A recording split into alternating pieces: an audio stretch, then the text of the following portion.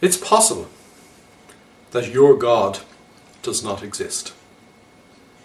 What I mean by that is that it's quite possible that God, in the traditional fundamental religious sense, does not exist. Now, what I mean by that we're going to explore over the next few moments. But my ideas in relation to this 5-minute seminar come from a call I received from a client over the last few weeks.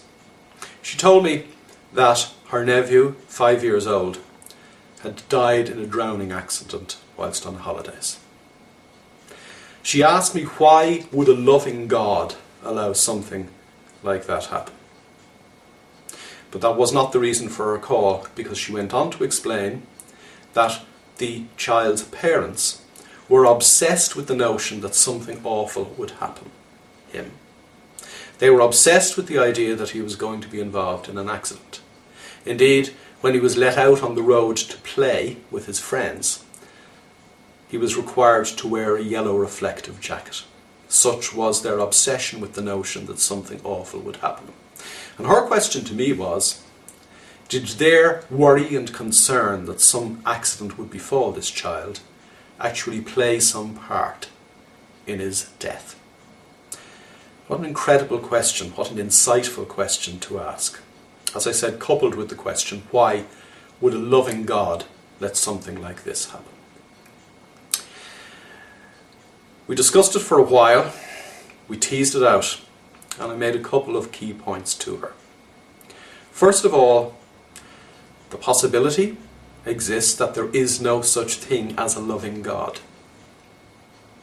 Rather, there is a responsive God. A responsive God that is only waiting to grant your every wish. Quantum physics proves that what quantum physicians call the underlying entity that is orchestrating the energy of this universe, responds to your energy. In other words, you reap what you sow, what you put in, you get out. What goes around, comes around. Unfortunately, normal people don't put in enough, anything like enough, to get a response from God.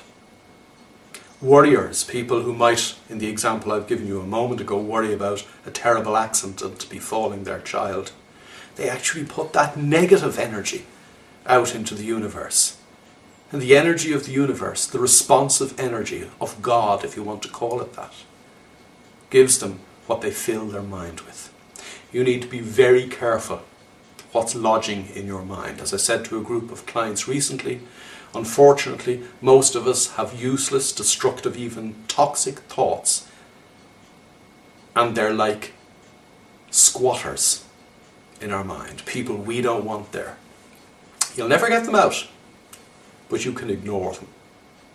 You ignore them not by fighting them, because if you fight anything, you give it even more energy.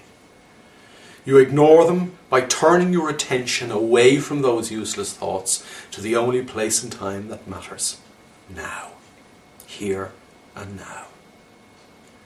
This is important because people's lives depend upon it. Your life depends upon it. The quality of your own life, day to day, depends upon it.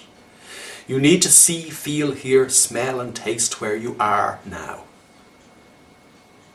Because nothing else really matters.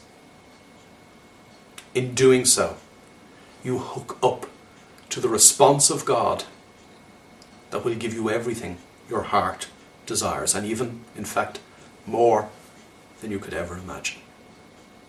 But you have to put your energy out there. You have to put your energy in to get the energetic response.